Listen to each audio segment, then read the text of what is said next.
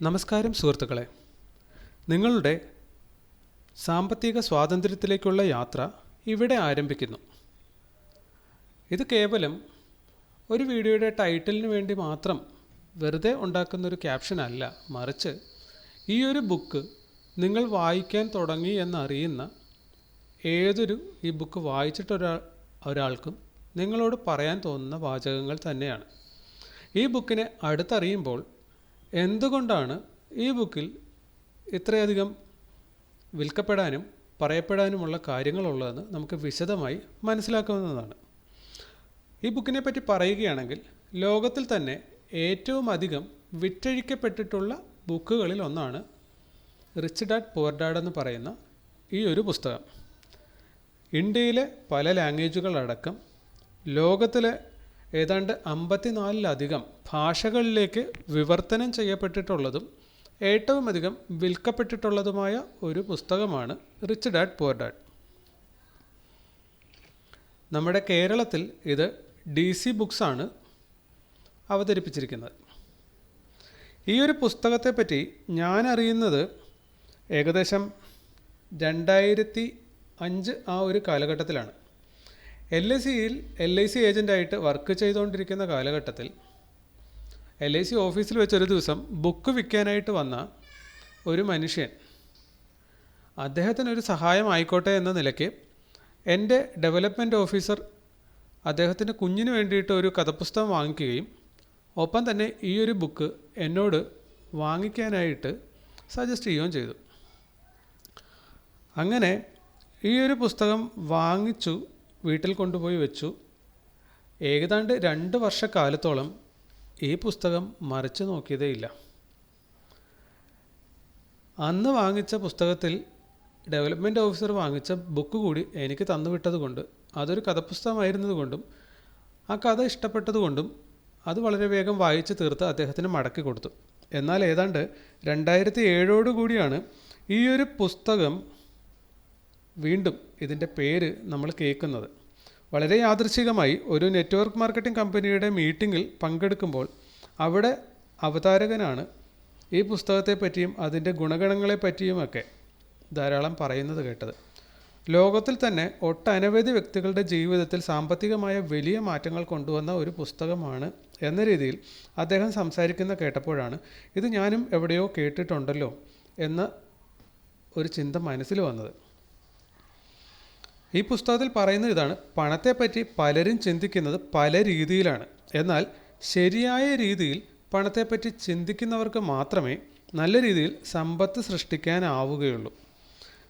അപ്പോൾ ഈ കാര്യങ്ങൾ വീണ്ടും മനസ്സിലാക്കിയപ്പോൾ, പലരും പറഞ്ഞ് അറിഞ്ഞപ്പോൾ വീട്ടിൽ വന്ന് പൊടി പിടിച്ച് കിടന്നുവെച്ച ഈ പുസ്തകം വീണ്ടും പൊടിയൊക്കെ തട്ടിയെടുത്ത് വായിക്കാൻ തുടങ്ങി. ഇത് വായിച്ചതിന് ശേഷം എനിക്കുണ്ടായ മാറ്റം അത് തീർച്ചയായിട്ടും എനിക്ക് വളരെയധികം സന്തോഷം തരുന്നതാണ്. അതുകൊണ്ട് തന്നെയാണ് ഈ ഒരു പുസ്തകത്തെപ്പറ്റി മറ്റുള്ളവരും അറിയാൻ വേണ്ടി, നിങ്ങളും അറിയാൻ വേണ്ടി നിങ്ങളോട് ഇപ്പോൾ സംസാരിച്ചു കൊണ്ടിരിക്കുന്നത്. 2007 ഈ പുസ്തകം വായിക്കുന്നത്. അതിൻ്റെ ഫലമായിട്ട് എനിക്ക് മനസ്സിലായ കാര്യം, LIC ഓഫീസിൽ വെച്ചിട്ടാണ് ഈ പുസ്തകം വാങ്ങിക്കുന്നതെങ്കിൽ പോലും LIC എന്ന് പറയുന്നതല്ല എനിക്ക് ലൈഫിൽ ചെയ്യേണ്ടത്, മറിച്ച് സമ്പത്ത് സൃഷ്ടിക്കാനായിട്ട് ഞാൻ ചെയ്യേണ്ടത് മറ്റെന്തൊക്കെയോ ആണെന്നൊരു വെളിപാട് ഈ പുസ്തകം വായിച്ചതിൽ നിന്ന് കിട്ടി.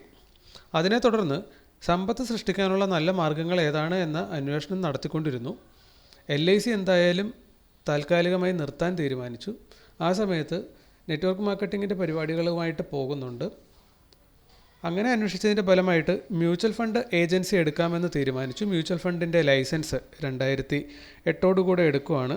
LIC ഏതാണ്ട് പൂർണ്ണമായി ആ സമയത്ത് സ്റ്റോപ്പ് ചെയ്തു. അതിനുശേഷം നെറ്റ്വർക്ക് മാർക്കറ്റിങ്ങും മ്യൂച്വൽ ഫണ്ടും ഒക്കെ ആയിട്ട് ഒരു 2012 കാലഘട്ടം വരെ പലവിധ കാര്യങ്ങൾ ചെയ്തങ്ങ് കടന്നുപോയി. ഇതിനോടിടയ്ക്ക് എപ്പോഴോ നല്ലൊരു വരുമാനം മ്യൂച്വൽ ഫണ്ടിൽ നിന്ന് കിട്ടിത്തുടങ്ങി. അങ്ങനെ 2012 ഫുൾ ടൈം മ്യൂച്വൽ ഫണ്ട് ചെയ്യാമെന്നൊരു തീരുമാനമെടുക്കുന്നത്. 2012 മുതൽ ഒരു 3 വർഷക്കാലം 2015 വരെ രാവിലെ 8:30 മുതൽ വൈകിട്ട് ഏകദേശം ഒരു 6 മണി വരെ നിരന്തരമായി 3 വർഷം പ്രയത്നിച്ചു കൊണ്ടിരുന്നു. സമ്പത്ത് സൃഷ്ടിക്കാൻ പറ്റുന്നൊരു മേഖല കണ്ടെത്തി ഇതാണ് എൻ്റെ മാർഗ്ഗമെന്ന് തിരിച്ചറിഞ്ഞു. ഒത്തിരി ആൾക്കാരോട് സംസാരിക്കുന്നതും മ്യൂച്വൽ ഫണ്ടിൻ്റെ കാര്യങ്ങൾ പറഞ്ഞു കൊടുക്കുന്നതും വളരെ ഇൻട്രസ്റ്റിംഗ് ആയി തോന്നിയത് കൊണ്ട് ആ പ്രവൃത്തി ആസ്വദിച്ച് ചെയ്യാൻ തുടങ്ങി. അതിൻ്റെ ഫലം തീർച്ചയായും ഇപ്പോൾ അനുഭവിക്കുന്നുണ്ട്. അതിലേക്ക് എത്തിപ്പെടാനുള്ള ഒരു ഉൾക്കാഴ്ച തന്ന പുസ്തകമാണ് തീർച്ചയായിട്ടും ഈ ഒരു പുസ്തകം. 2015 ഏകദേശം മ്യൂച്വൽ ഫണ്ട് ചെയ്യുന്നത് കുറേ കാലം എന്ത് ചെയ്താലും അത് ബോറടിക്കുമ്പോൾ ഒന്ന് നിർത്തിവെക്കുന്ന ഒരു രീതി നമുക്കുള്ളതാണ്. അതുകൊണ്ട് തന്നെ അതും കുറച്ച് കാലത്തേക്ക് നിർത്തിവെക്കാമെന്ന് തീരുമാനിച്ചു. അങ്ങനെ പലവിധ കാര്യങ്ങളുമായി വീണ്ടും മുന്നോട്ട് പോവുകയാണ്. ഇതിനിടയ്ക്ക് 2018 കല്യാണം കഴിഞ്ഞു. 2019 വൈഫിന് ജോലി കിട്ടുന്നു. അങ്ങനെ താമസിച്ചുകൊണ്ടിരുന്ന സ്ഥലത്ത് നിന്ന് സ്ഥലം മാറുന്നു. 2019 നിങ്ങൾക്കറിയാം കൊറോണ 2020 വരുന്നു. അപ്പോൾ മ്യൂച്വൽ ഫണ്ട് ചെയ്യുന്നുണ്ട്, ഇപ്പോൾ പാർട്ട് ടൈം ആയിട്ടാണ് ചെയ്തുകൊണ്ടിരിക്കുന്നത്. എന്നാൽ കൊറോണ ബാധിച്ചതിന് ശേഷം വീട്ടിൽ നിന്ന് വെളിയിലിറങ്ങാൻ പറ്റാത്ത അവസ്ഥ. വൈഫിന് ജോലി കിട്ടിയിട്ടുണ്ട്. ഇനി അഥവാ കിട്ടിയിരുന്നില്ലെങ്കിൽ പോലും 2 പേർക്ക് സുഖമായി കഴിയാനുള്ള വരുമാനം മ്യൂച്വൽ ഫണ്ടിൽ നിന്ന് വെറുതെ ഇരുന്നാലും കിട്ടുന്ന അവസ്ഥയിലേക്ക് ആ സമയത്തേക്ക് എത്തിയിട്ടുണ്ടായിരുന്നു. അങ്ങനെ കൊറോണ കാലമൊക്കെ വളരെയധികം ആൾക്കാർ ആസ്വദിച്ചു, കുറച്ചധികം ആൾക്കാർ കഷ്ടപ്പെട്ടു. നമ്മളെ സംബന്ധിച്ച് പറഞ്ഞാൽ കൊറോണ കാലം ആസ്വദിക്കാൻ പറ്റി. വളരെ ലേറ്റായിട്ട് കിടക്കുന്നതും ലേറ്റായിട്ട് എഴുന്നേൽക്കുന്നതും വെറുതെ ഇരിക്കുന്നതുമൊക്കെ വളരെയധികം ആസ്വദിച്ചു. അതിനോടിടയ്ക്ക് നമുക്ക് യാതൊരുവിധ ബുദ്ധിമുട്ടുമില്ലാതെ, ഇൻകത്തിൽ ഒരു കുറവുമില്ലാതെ എല്ലാ മാസവും കമ്മീഷൻ കിട്ടിക്കൊണ്ടിരിക്കുകയും ചെയ്തു.